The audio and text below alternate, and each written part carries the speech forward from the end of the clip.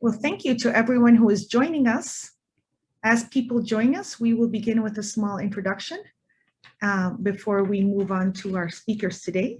So thank you, everyone. My name is Stenka Piskulic, and I'm the president of REDLAC, the Environmental Funds Network for Latin American and Caribbean. And I also co-host the Environmental Funds Working Group.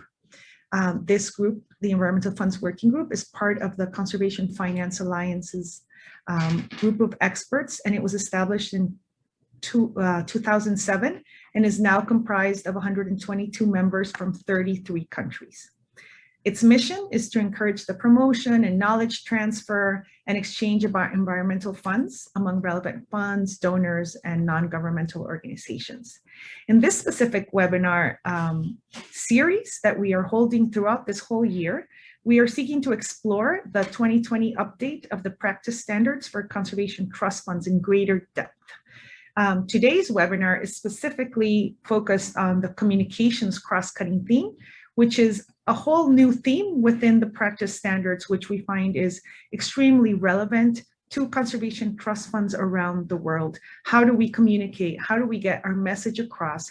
How do we get the message across of organizations that we are all working with as well? And how do we also communicate internally as our funds grow? And so that is part of what we would like to explore today.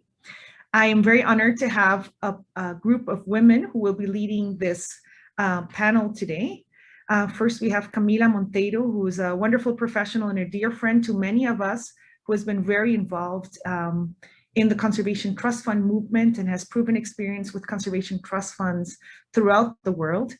And we will then move on to, well, Camila will give us an introduction to this whole new practice standard and why it came to be and why it's so important. And then we will have two specific case studies, one from Carrie Marie, who's from the Table Mountain Fund in South Africa. And she will share her experience on how to communicate from the perspective of a more boutique fund. And Daniela Seligson from the Mexican Fund, who will then share her experience from the perspective of a larger fund. We will then end the participation with questions from the audience. You are welcome to post your questions at any time throughout the whole presentations. We will wait until we have heard from all three of our panelists before we open up to Q&A, but please feel free to post your questions as we move forward with the different presentations. Also a reminder, as I mentioned, that this is one of our webinars. We have one every month. Here is a list of our webinar series, which we will be hosting throughout the year. And our next webinar will be on April 20th at 11 Eastern Standard Time, and it will address administration and human resources, which is of course something that is also very relevant to conservation trust funds. So with that being said, I would like to open the floor for Camila to give us her presentation and introduction to this specific topic of communication. Thank you, Camila.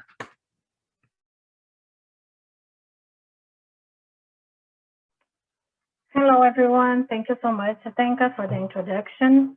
I think you can see my slides, right? Yeah? Okay. So I'll be very brief. I was asked to introduce you to the practice standards, communication standards. So mainly the practice standards are a set of good norms that were put together during 2013 and 2014, was launched in 2014. And the communication standards were there in the first edition, but they were not highlighted as communication standards. So we could identify some standards, for example, CTF should have an annual report, or CTF reports to different audiences, but they were distributed within two core areas, the core areas that we called operations and monitoring and evaluation. So since we finished the practice standards in 2014, and I was in the group that, the task force that reviewed the standards, when we did the last meeting of the group before launching the publication, everybody had the feeling that communication was missing. So since the day one, there was this will to review the standards and add something on communication, as well as in other areas that were added in this new version of 2020. So the new version was launched recently. It includes a cross-cutting area. It's not a core area, but it's a cross-cutting area on communications. It has 4 different cross-cutting areas, and communication is one of them.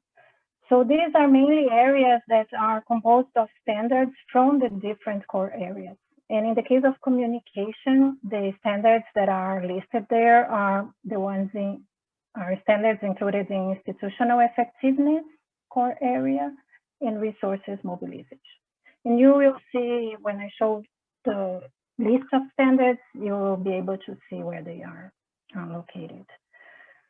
So this is just to give a brief overview of the evolution of the standards and how we have been using them. For me, the big difference between the first edition and the second edition is when you use the standards. I've used, as a consultant, I've used the first set of standards to evaluate CTFs or to prepare a tool for CTFs to self-evaluate and to plan their institutional development. And I've used the new standards as well. So you can see a bit of difference when you have the communication standards grouped. It allows you to analyze and to assess how the fund is doing in terms of communication and how it can develop institutionally. So I always use this slide. People that have worked with me saw this slide in different presentations in Spanish, in Portuguese, in English. And I like it because I think it shows how CTFs are a small piece of a big puzzle, but it's a central piece. On one side, you have different funding sources, all the international cooperation, stakeholders, private sector, more and more, the market-based instruments, the different fiscal instruments. So all the funding sources that provide financial resources to the CTFs. And on the other side, you have the practitioners, right? So the protected areas managers, the public agencies benefiting from the grants of CTFs, academia, NGOs, community-based organizations, and sustainable businesses. So they receive resources. And all the stakeholders are interacting with the CTF. Yeah? Yeah, I'm sorry to interrupt you, but your slides are not moving. Really? Yes, so you can either grant us permission and we will move it for you, or you can try to. Can you do that? Wait. So they are key. You want to try again? If else, we will put them on for you. You should be seeing the CTF as a hub. No? No, we are seeing, it just says you have begun your screen sharing, but we can't see anything. Maybe it's better that you share because I'm having this issue with them. Okay, we will share then. I'm sorry, everyone, for short interruption. Sorry about that.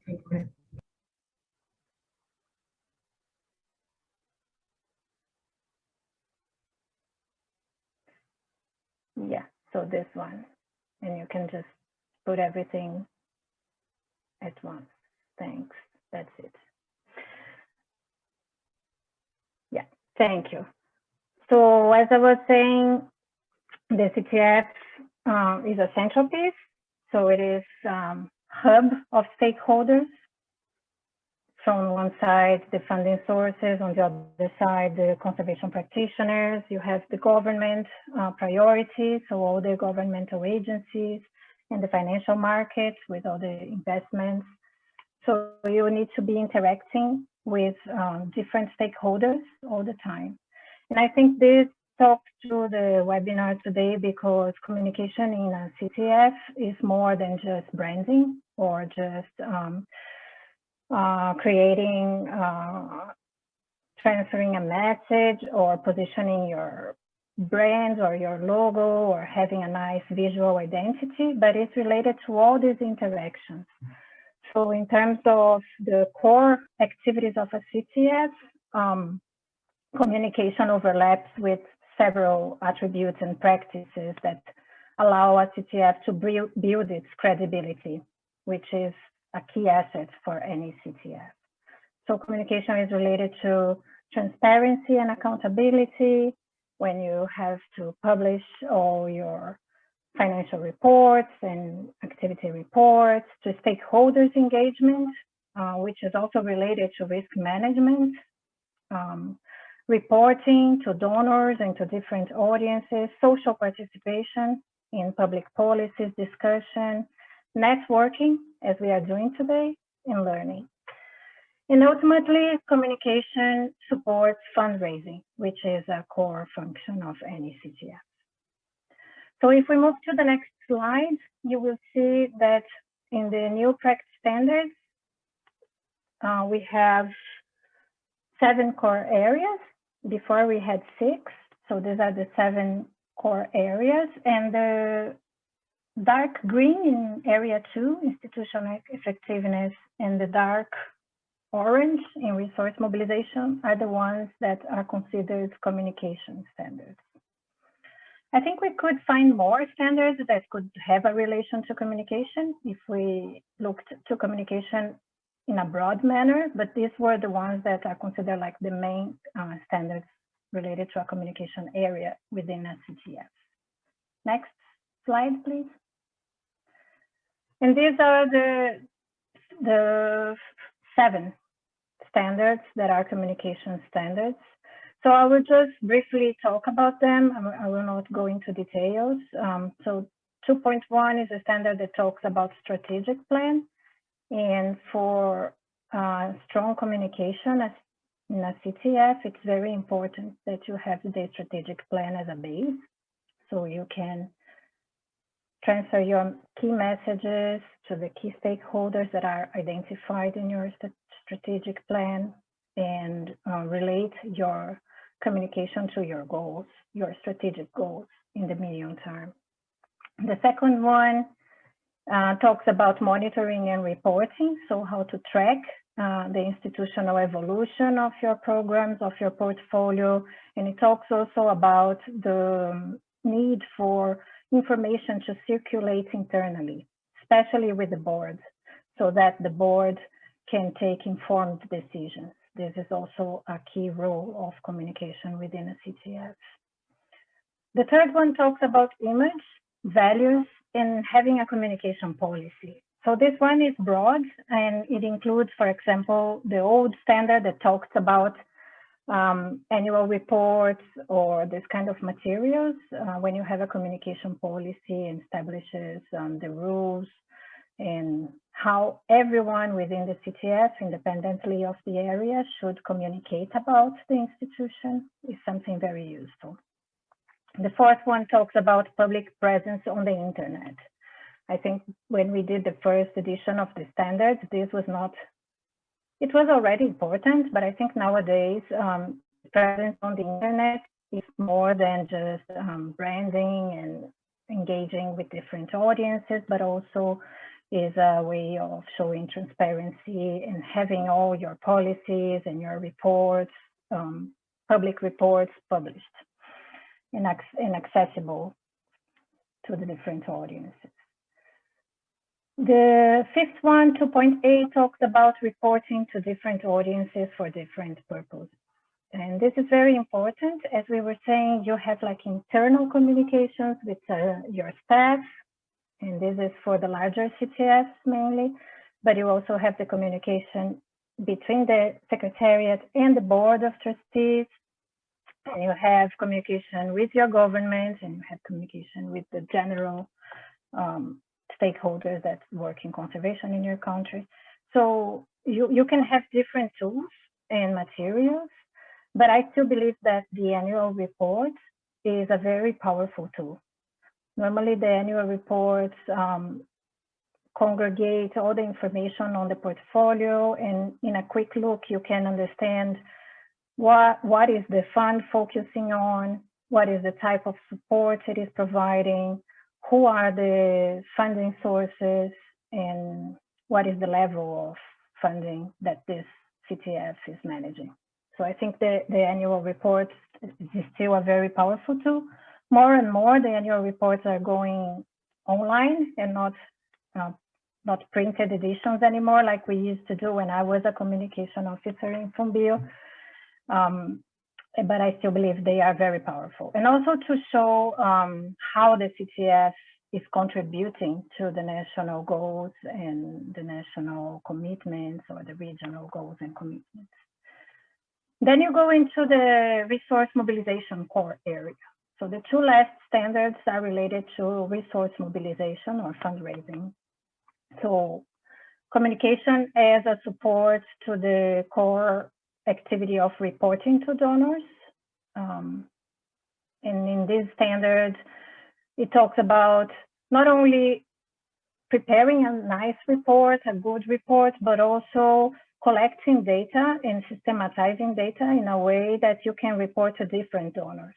So this would support something that every CTF dream of, that is harmonization of reporting standards, right?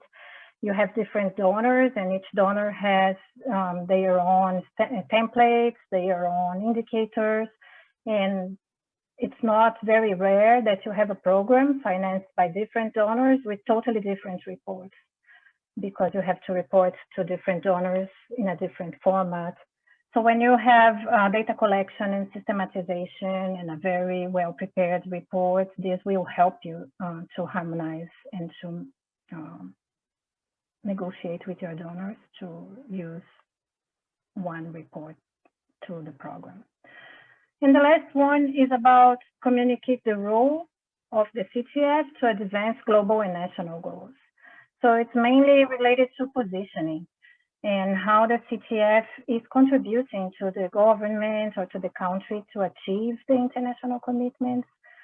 So I've seen in the last years, more and more CTFs are doing their annual reports and highlighting in each project or program to which goals this project or program is related. So how this portfolio is supporting the country NDC, for example, or how the portfolio is supporting the NBSAP, the National Biodiversity Strategy and Action Plan.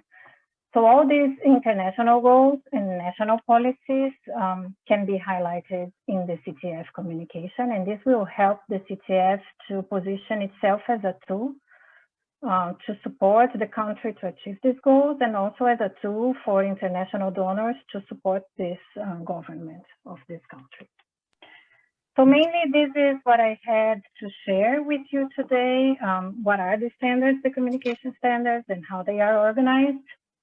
And I will stop here to give more time to the CTFs that are working in communication in practice, and I'll be glad to answer any questions later about the use of the standards. Thank you. Thank you very much, Camila, for that introduction in terms of the practice standards. Now we will move to two very specific examples, one from a boutique organization and then one from a larger organization, as to how these standards are actually being applied in the field. So we will begin with Carrie Marie from the Table Mountain Fund in South Africa, who will share her experience working in implementing these practice standards for communication. Carrie, the floor is yours. Thank you. Thank you, Zdenka.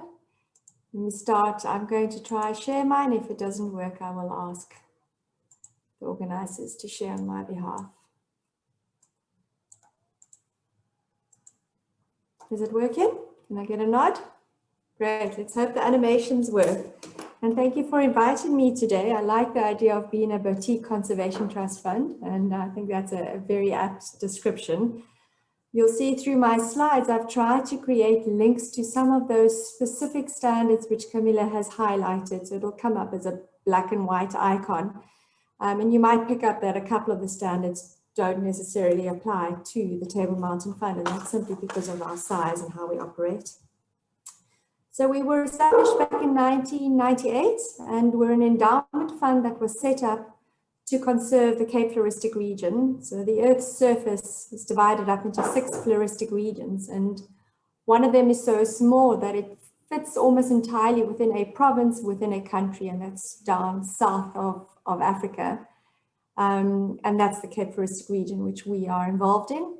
We support conservation through micro-granting. So we're looking at approximately $17,000 per project per annum, with a maximum term of 3 years.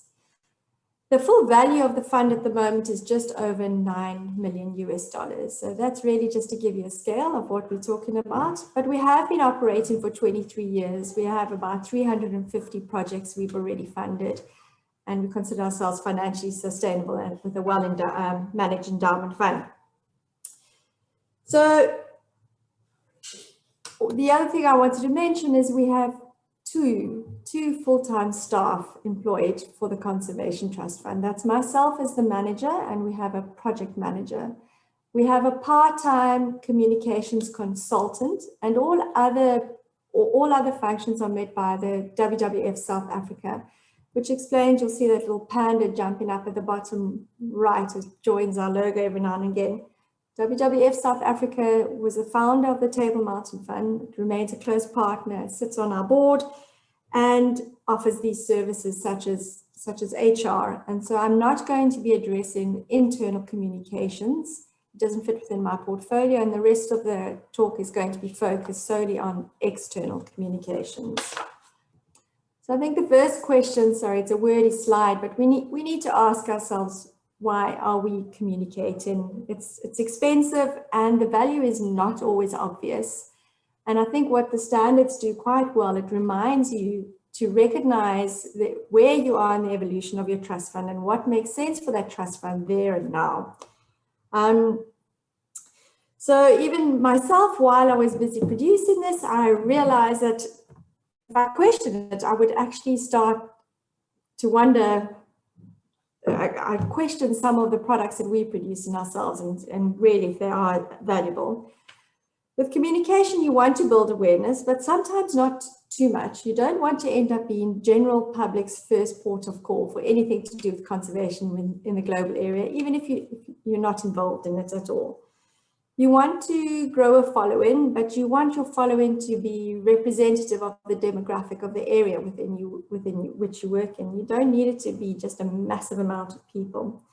You want to post fun and good news stories that are engaging for the public, but you also need to be honest and reliable and defensible and make sure that your content is scientifically viable and at the same time. So one could say our top 7 objectives, or 7 objectives here are generic to the Table Mountain Fund. We're here to serve our community, so we give a lot of time and a lot of airspace to the grant recipients within the Cape Flora Kingdom. And then the bottom 2 objectives speak specifically to the year ahead. So we are showcasing our Pride program. It will make a bit more sense when we get into what our conservation strategy is about. But our full marketing and communications program for this year is now focused on Pride. Next question we ask is who are we communicating with? In 2018, as we were coming up to our 21st birthday, we recognized the need to really look to what our brand stands for and how do we want to be seen.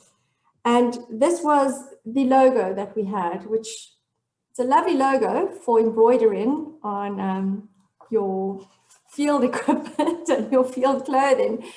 But what does TMF mean? It's another acronym that's lost on people. What is that orange thing flying up above? You know, and we found that, and here's an extract from our conservation plan at the time, typical nice and wordy scientific jargon. And clearly we were appealing to a very local, small scientific community. And we recognized that if we meant it and that we were really trying to become more contemporary and engage a wider audience, we needed to do something about this. So this is our new theory of change. We've lost the words. We've lost the words. We went from 8 wordy strategic objectives to 4 programs. The programs are Pride, Care, Prosperity, and Fynbos Forever. They're self-explanatory and they don't need wordy definitions for people to understand what we're trying to achieve. We appeal to the emotions, and so far it seems that it is working, and we are actually attracting a broader audience.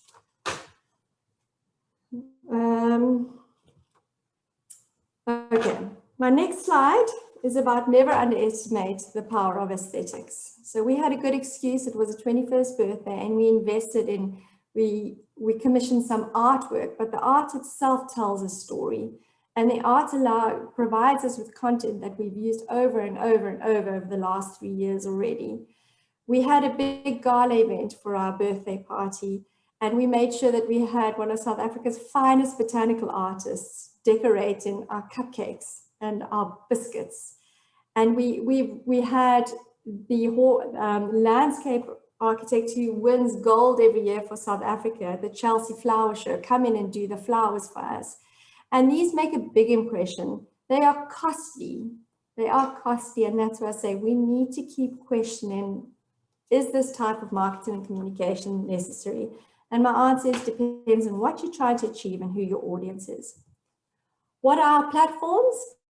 The platforms that we use, well, they're guided by an annual communication plan, and we do have brand guidelines in place, which help make things a little bit clearer for us. So website remains your first port of call. Obviously, we manage our own website, we own our domain, and as a matter of fact, thanks to social media, social media platforms, you don't need to constantly update the web page as much as we used to. We do produce an annual review every year. It's not, an annual report is not a legal requirement for the Table Mountain Fund. An audit is. So an audit is a done deal. And we found a way, we've pulled together a template, a design template, which means that we pay now about $1,600 for every annual review. That's all it costs us to produce. But even that, we ask, how many people actually sit and read this document? And so it's just a question. I mean, for Table Mountain Fund, a boutique fund as it is, I don't think it has as wide an audience as we would like to believe it does. Social media obviously is the way to go nowadays, but more is also not always better. We need the right followers, and we need the right level of engagement on our social platforms. So TMF likes to consider ourselves to be politically agnostic. Twitter hasn't worked well for us. We try to stay away from Twitter. No matter what you post, people have to object to what is being said. Instagram, beautiful imagery, of course, works for us. LinkedIn, for your professional reputation, is vital, and that's one area where your personal portfolio has to come through strongly. Whereas with the other platforms, you really can operate solely as in professional. And let's see, okay. The next one is videos. We all love videos, and we do invest into videos, but again, very costly, and it's not always easy to track the impact of producing a video like this, even when it has such far reach. So traditional media hasn't been a priority for Table Mountain Fund. This year, however, we will be hoping to have 2 big publications, one in an international paper, and then a second is a small series locally. And international simply because we are targeting one very specific donor. And so we need to make sure that our digital agent is actually following them online to make sure that that is the magazine or newspaper that they are reading to hopefully ensure that it actually lands. And then finally, what resources does TMF have, the Table Mountain Fund? So as I mentioned, we have only 2 full-time staff and a part-time consultant who gives 40 hours per month. So we've had to be really smart. You can't keep a program running with just these resources. So what we've done is we brought in our executives. In our grant agreements, every one of our project executives has to provide us with at least one project-related marketing piece, which we can use every year. So when you have a portfolio of about 30 projects, that already is giving you enough content to carry you through half of the year. Obviously, we do provide some support with things such as photo shoots, professional photo shoots, or if we need videos, but it really just helps spread the load and spread the responsibility across the entire conservation community of the Cape Floral Kingdom, and not just TMF. What does this all cost us? I don't know if anyone has looked at our social media pages and website, but we work off of a budget of about $20,000 per annum. It's really not expensive. There are smart ways to do this, cost sharing, resource sharing, and I mean, I think everybody really is able to get something up and running. And I think that is it. Yes, thank you. Thank you so much, Carrie. That is amazing, all that you have been able to achieve and with a small budget, and how you have used different creative ways to get the message across. And I think there will be a lot of questions about how you actually do this work, and very important for a lot of the conservation trust funds that are joining us today, which are smaller in scale and also want to have a bigger impact in terms of communication. Now we're going to listen to the case study of Fondo Mexicano, which of course is a very different type of fund. It has been around for many years. It has a large structure. And so we will now hear from Daniela Seligson, who will share her experience in working in communications across a large conservation trust fund like Fondo Mexicano. So Daniela, the floor is now yours. Hi, good morning, everyone. Thank you, Tsenka. Let me just share the screen. Give me a minute.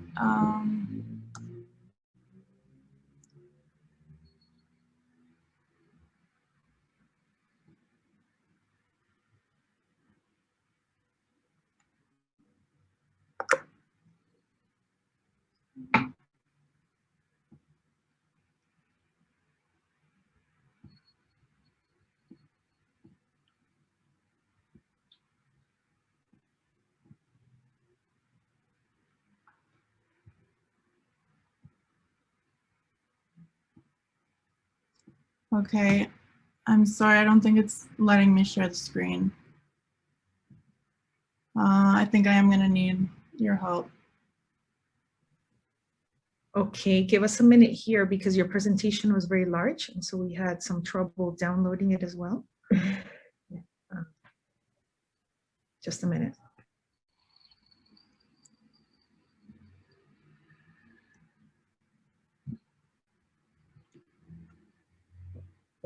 We are unable to download your presentation, Daniela. Okay. My issue is that I have to give a permission for the Zoom to access my screen. I'm not sure why, but it's asking me to quit and reopen. I can do that pretty quickly.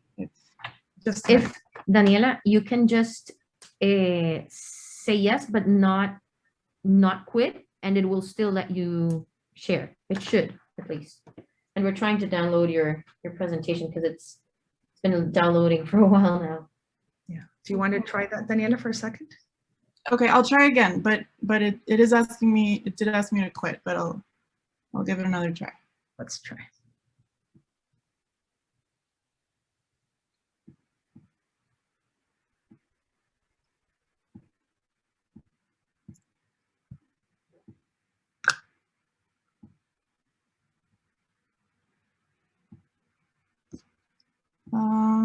No, it's not. And we will continue to download your presentation. Maybe you can begin, and we will download your presentation and upload it in a few minutes. But maybe you can begin your presentation, and we will catch up with you in a minute. Okay. All right. Well, it's going to be a little hard without the presentation. We only need like 2 more minutes. Okay. Well, I am going to talk about Fondo Mexicano para la Conservación de la Naturaleza, which in English is called Mexican Fund for Nature Conservation, or FMCN, we call it. We are a larger organization where we have around 40 or so people working full time. So it is a different case than the Table Mountain Fund. And so our materials are different in some cases, and our needs are different, of course.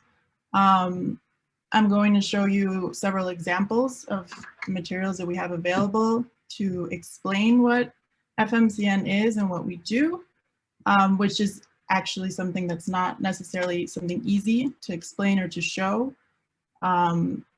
Conservation trust funds occupy a niche that can be hard for people to understand, for external audiences to understand. And so it can be hard to explain it in a way that's easy to understand.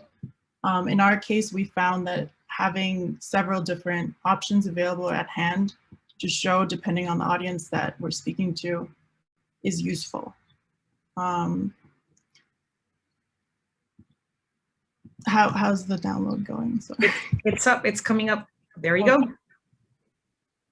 Okay, so the fonts are going to change a little bit, but that's okay.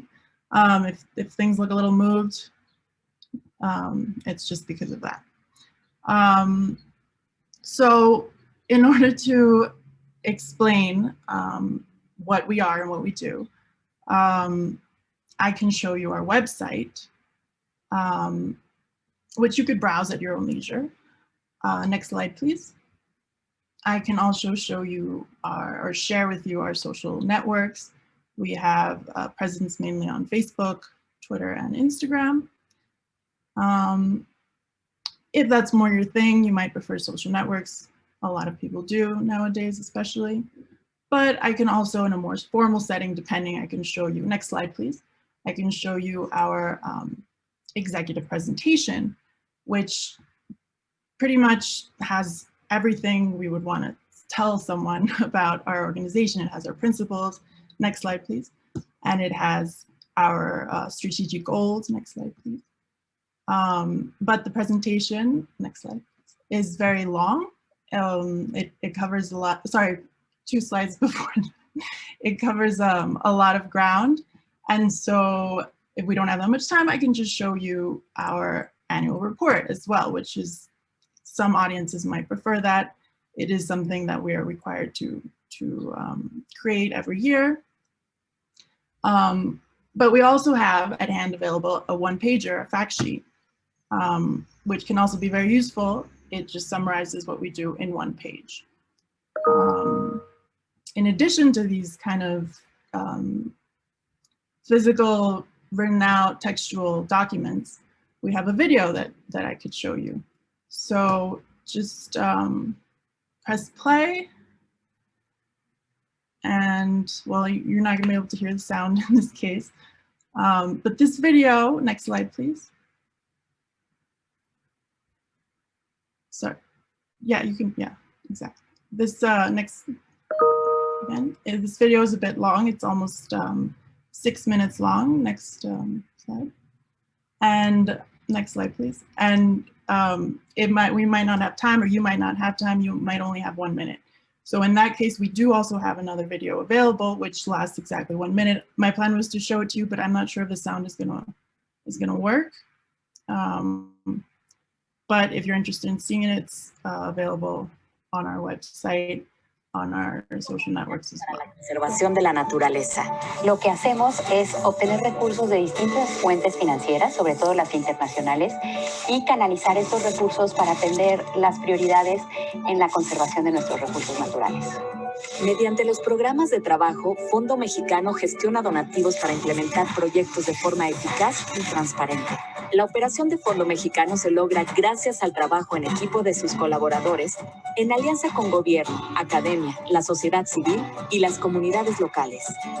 Nuestra tarea es inmensa, pero con el compromiso de nuestros aliados, socios, donantes y equipo, seguiremos innovando y contribuyendo a la conservación de nuestro patrimonio natural, para así construir un mejor futuro para todos. Okay, so that's just a very quick summary video, institutional video. Next slide, please. And so I can show you all of these things that we have available, depending on who it is that you are, who I'm talking to. But what if we're not? What if we're just standing in front of each other? And you ask me what is FMCN? Well, I can just tell you. Next slide, please. I can say I can explain it in one sentence. I can say FMCN, or the Mexican Fund for Nature Conservation, finances and strengthens strategic projects to conserve the natural heritage of Mexico. Now, this statement, how am I able to say this statement? I could say it other than the fact that I work at the organization in the communications area, and so I should know what it is and I should be able to explain it. There's more to it. There's more behind this sentence. I did not make it up. It was thought out by our communications team together with the director, and it was laid out in a document that's available for everyone on our staff to consult, which brings me to, next slide, please. What is FMCN on the inside? Next slide, please. So we have a brand book. We can call it a brand book in English. In Spanish, Manual de Identidad o Lineamientos de Marca. There's different names for it. You could just click like 3 or 4 more times. It covers a lot, and it basically makes sure that everyone on the team can maintain our identity in our materials and the materials the projects produce, and in a material produced by our partners in collaboration. So the statement that the sentence, next slide please, it's actually thought out, it's revised, and it's approved as a way of briefly describing FMCN. Next slide, please. But in addition to that one sentence, there's also different options depending on, again, who it is we're talking to, what the format is. So we have FMCN in 15 words, and 50 words, and 100 words. Next slide, please. We also have, as another tool, internally speaking, we have an intranet. That's where our staff can consult and download any document that could be of use, including things to do with our identity, but also manuals or forms or contracts. No, that's all available on our intranet. Next slide, please. We also send out memos, company-wide memos using email. It's a way to make sure that the staff knows that that's an official message that is coming directly from the organization. So that's a way that we make sure everyone is on the same page in the organization. Next slide, please. And we, in addition to all these tools, we also, events are very important to FMCN. We, and the communications team usually helps organize most of the events that we do. So one example is our annual planning event. Next slide, please, which usually is, is in-person event. Next, forward. And that's very nice, but obviously we've had to adapt. So this past February, it was virtual, but it also worked well. Next slide, please. So we've covered ways in which we can show what FMCN is and does, but who are we? That's something that audiences also like to know. So we also have materials to cover that and to answer that question. For example, this document that contains information about our board of directors and our technical committees and our code of ethics. We also have charts, next slide please, that show our structure, governance structure, and our organizational structure. So all of this helps make sure that our governance and structure, it's all transparently shown, right? In the organizational structure here, you can see we're around 40 people. And speaking specifically of communications, really, next slide please, we're just 2 people. That's our communications team. It's me and my colleague Paulina. And we report to the director of development and the general coordinator because, as we've seen, communication is cross-cutting. But even though we have between the 2 of us the skills and the desire, of course, to meet all of the area and the institution's needs. Next slide, please. Yeah, we can't do everything. That's the reality. So so we try to delegate what we can to interns or students that reach out to us usually, or for example, we sought out a partnership with a university that provides a steady supply of eager students every semester. We also accept volunteers depending on the situation from different backgrounds.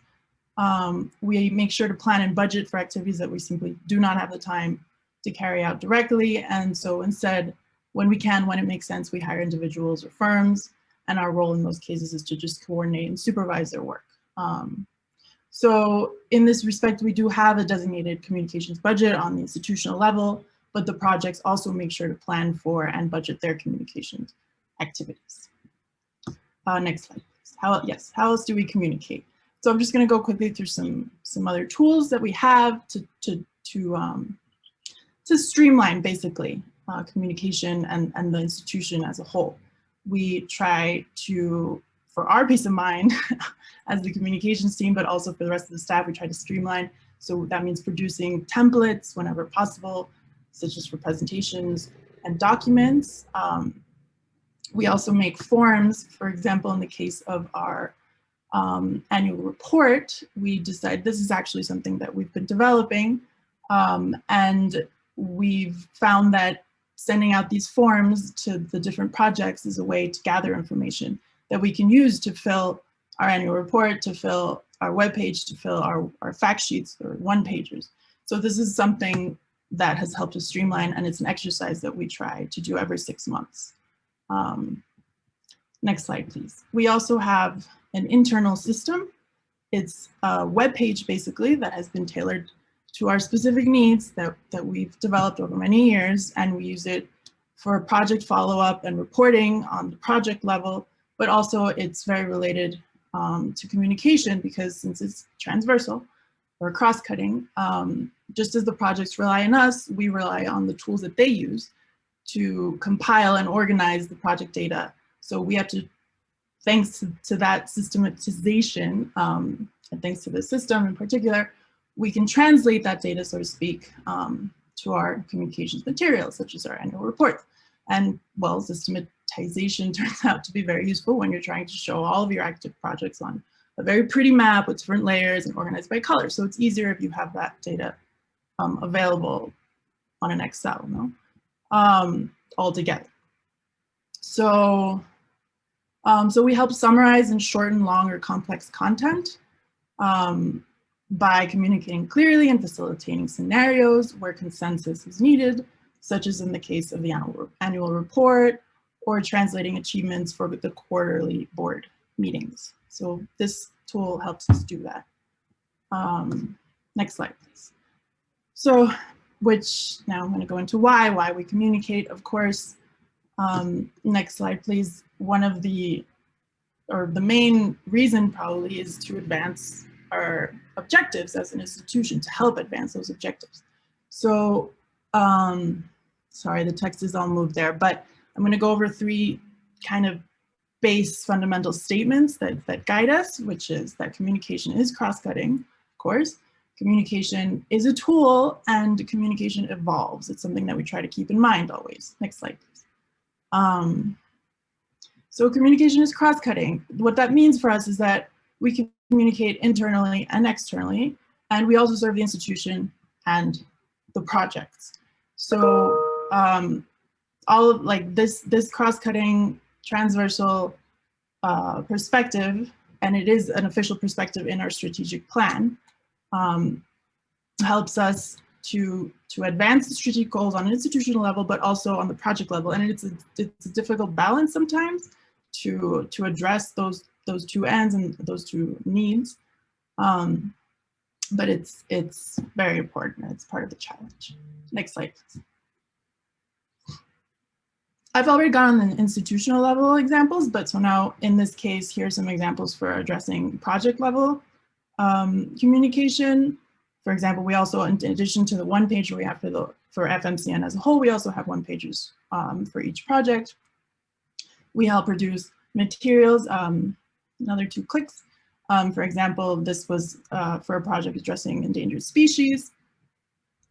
Next slide, please.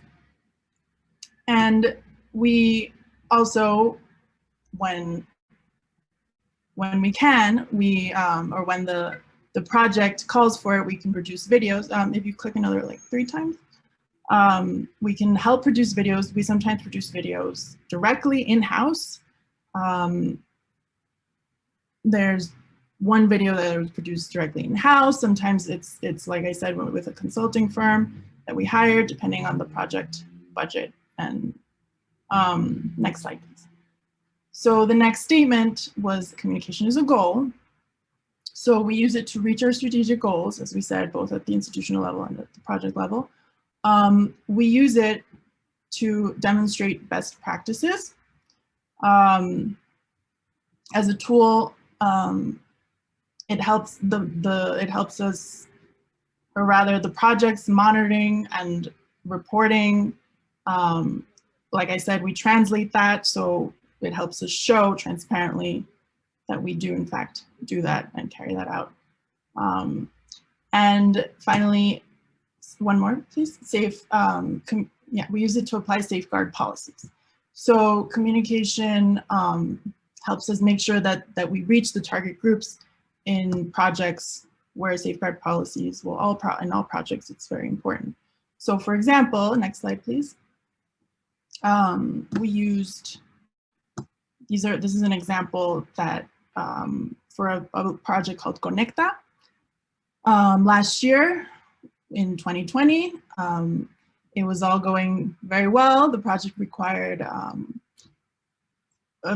different consultations to occur with different groups that would be involved or affected by the project. And that was carried out during February and March, and the pandemic hit. So we had to adapt. So this is an example of how we had to improvise a little bit, but it worked out very well. And in order to inform and engage indigenous populations in one specific area of the project that hadn't had a chance to have these in-person consultations, we developed digital materials to kind of take the place of an in-person consultation that wasn't possible. So we developed a flyer, we developed a video that was available. I think you can press play or just forward and the video. Daniela, I'm sorry, we have run out of time, and we have a few questions from the panelists, from the audience, and we only have 7 minutes left. Okay. So maybe we can stop here, and so we can answer some of these questions, because there's some interesting questions for you and for the others. Yeah, sure. I was almost done, so it's okay. Okay, great. Thank you so much. Thank you. So actually, here's a question for you and also for Carrie. And so the question is, you have used a lot of beautiful images, both of you. How do you have access to all of these images? Are these, do you usually pay for this? Are there creative ways for you to get a hold of beautiful photography and materials for your videos? So maybe you can answer that, and then we can move to Carrie to receive her answer also on how she does this. It's not easy. It is something that we're always struggling to get, because it is important to us to have attractive aesthetic images. And so we rely on sometimes the internet when we have no other choice, but we always try to look for images that have free rights usage. A webpage called Unsplash, for example, has been very useful.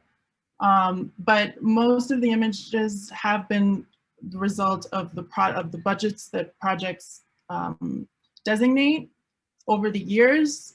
We accumulate those images because sometimes they need to report to donors and they need to show photos. So all these images, we save them and we use them. We have a library of photographs. Sometimes we also, I've been sent out into the field to take photos for specific projects too. So it's a matter of deciding when it is very much worth it and the long-term use that it will generate. Thank you. Carrie, how about you? How do you collect the images and the data that you use? Thanks, Sadenka. We do purchase some images where we might not hold the full rights to the image, so we'll just purchase use. But otherwise, we usually get a photographer to actually go out to the projects and photograph on our behalf, and then the images belong to TMF. And maybe just to raise the big issue there is also to make sure you actually get model use rights on those images, because you think it's the project which you're funding, that doesn't automatically give you permission to use the individual and the images splashed across all over your platforms. So that's just an extra little complication. It's a single form that people understand that their images may be used for non-commercial purposes. Great. And a follow-up question for you, Carrie. There seems to be a lot of interest in your grant agreement. Many conservation trust funds are asking if you can share it. If you can tell us a little bit more about how this grant agreement works with your... Okay, so part of the deliverables or the milestones of the project is to provide the Table Mountain Fund with a marketing piece.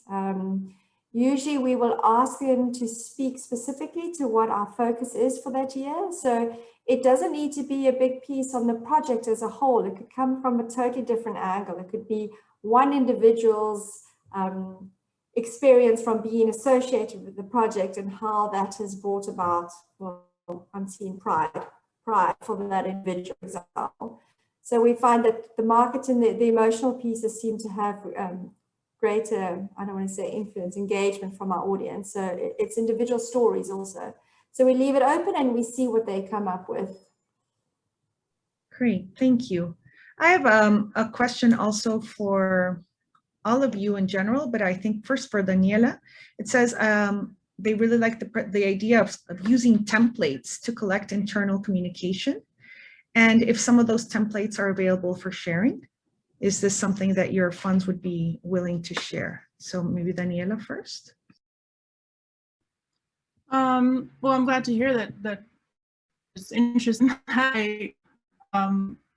We honestly hadn't considered that could be something that we could share externally, but I think it probably would be. I mean, we would have to adapt it so that it, because it's very tailored to our projects right now. But we could talk about it internally with the team, and hopefully, yes, that would be something we could share. Great, thank you. Here's another question. It says, this is from Jorge Oviedo. As Camila mentioned, environmental funds are a hub that handle a lot of information in many audiences. One of the great problems we face internally is to communicate in a timely manner, is that program areas do not have all the consolidated information. I think it's very related to what we just mentioned about templates. What strategies do you use so that all the technical information flows in a timely manner? I'll leave this up to Daniela or Carrie, whichever wants to answer. Well, I mentioned very briefly that system, that platform, this online platform that we call CTF. For us, that has been very useful. It's still not perfectly streamlined. We would like to be able to publish the annual report earlier every year, but it is difficult. It is a challenge to get all that information flowing, but the platform CTF has helped us to gather it, because all the projects have to fill out the same forms basically and provide the same information, and that the system allows you to export it to something that compiles it together to Excel usually. So we do recommend looking into a system like that. And I mean, for the hard data, that there's really not much else that can be done other than to gather the information when it's available and in the same format. I think that's the most important part. Great. Carrie, do you want to add something for how you consolidate the information amongst all your projects? So I think you won't escape the sweat and tears. There is hard work, but obviously to provide an overarching M&E monitoring and evaluation framework with consistent indicators that all of the projects need to be speaking into, it just makes the cut and paste exercise a little bit easier. And then for us as a matter from the management side to be able to try and draw the common threads in the stories if they're all using the same language, essentially. Thank you. So to end this, because we have now run out of time. So first of all, we can continue this discussion on CFA's online discussion page. Katie shared this online discussion page with all of you. So if you have any questions, please feel free to add them there. But just to finish up, I'd like to ask the three panelists to give us your impression in terms of priorities for the organization. Where does communication, or where should communication fit in within the organizational priorities? And how much impact does this really have in your conservation work? So maybe just, 30 seconds each one. How important is communication to the work that you do? How much time do you dedicate to it? And how much impact does it really have? We can start with Camila. Well, I was a communication officer in Fumbio, so I think communication is really key to all the areas, to talk to the funders, especially, and help to position the fund, to deal with the government and show how you are supporting their strategy, and to work with the practitioners in the field. So I think it relates to the main functions of a CTF. That's why it's so strategic and should be directly related to the executive director, in my view. Thank you. Carrie?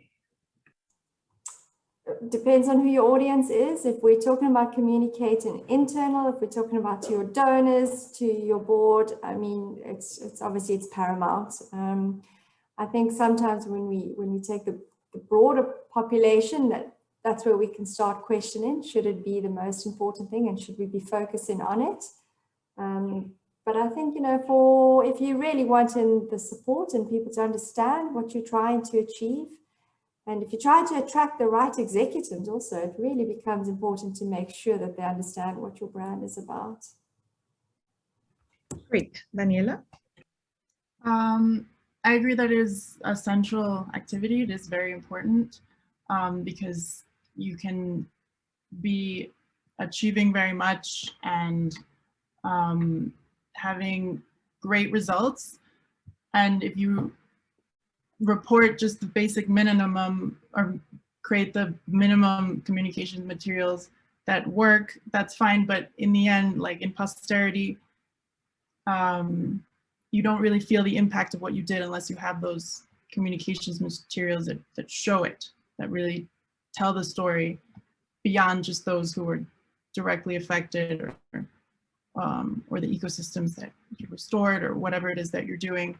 I think it helps externally, even internally for the team cohesion, to get that spirit going constantly in the long run at the organization level. I think it is very important. Thank you. Thank you to the three of you. I want to, as a takeaway message from something Daniela just mentioned, is we are communicating not only for now, but also for posterity. And that is what conservation trust funds are all about. So I really like that, that final phrase that in a way wraps up everything we're saying. How do we communicate our impact, but how do we also communicate for posterity? So thank you to Camila, to Carrie, and for Daniela for joining us today. We have a lot of other questions and we could stay on for a longer time, but unfortunately time is run short. We hope you have enjoyed the session. Again, please feel free to ask your questions in the online platform and we will get back to all of you. And we hope you can join us on April 20th for a very important topic, maybe not as exciting as communication, but really important for the work that we do with conservation trust funds, which is administration and human resources, and it's all about people. So hopefully you can all join us next month. Thank you, everybody. We will be in touch. Thank you to the three of you. Bye-bye. Thank you.